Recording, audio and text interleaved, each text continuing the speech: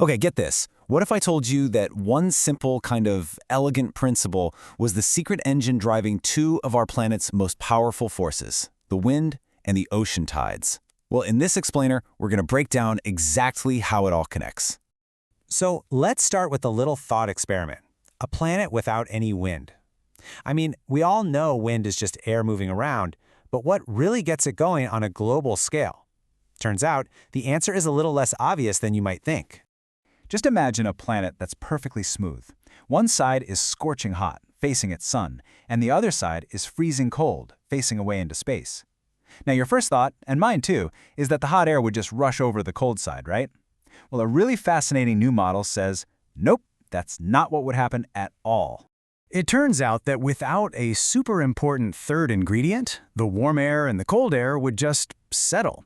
The warmer, lighter air would float on top, and the colder, denser air would sink to the bottom, all the way around the planet. They wouldn't mix side to side. They'd just sit there. So, what's the missing piece of the puzzle? To really get our heads around why, let's look at this fantastic analogy, the bicycle tube experiment. Seriously, forget about planets for just a second and picture a regular old inner tube. So here's the setup. You take an inner tube, it's full of air, and you lay it down completely flat. You put one half in warm water and the other half in cold water. So now you've got a clear temperature difference, just like our hot and cold planet. So what do you think is going to happen to the air inside that tube? Absolutely nothing. Well, okay, almost nothing.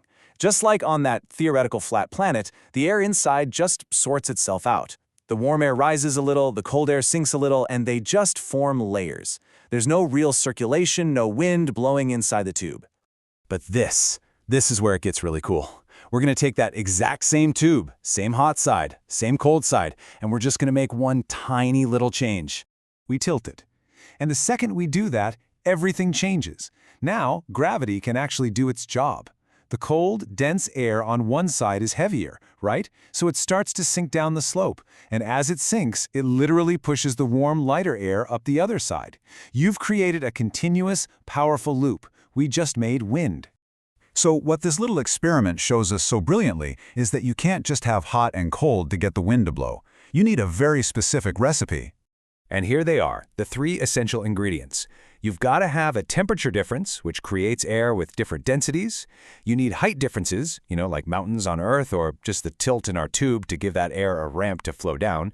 And of course, you need gravity to pull the denser, colder stuff downwards.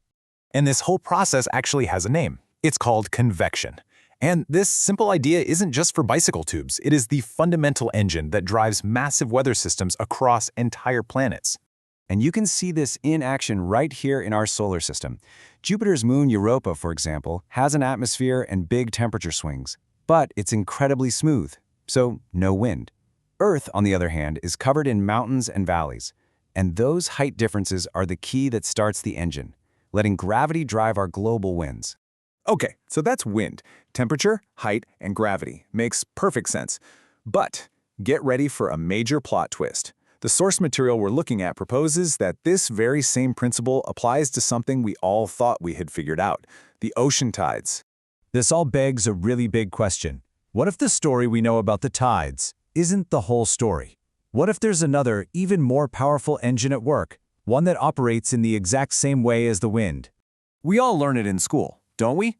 The moon's gravity pulls on the Earth's oceans, and that creates the bulges that give us high and low tides. And look, that's true. But this new theory doesn't say that's wrong, it just suggests there's this massive, overlooked force working right alongside it. It's the same three ingredients we just saw with the wind. The sun creates a huge temperature difference between the day side and the night side of the Earth. The colder, denser water on the dark side sinks because of gravity, and it flows along the ocean floor, pushing the warmer, lighter water on the day side up and out of the way. This creates a gigantic daily shift of water volume. You could call it a thermal tide, and it's driven by the sun. So if this thermal tide is a real thing, then just how powerful is it? Well, this is where the theory gets pretty mind-blowing.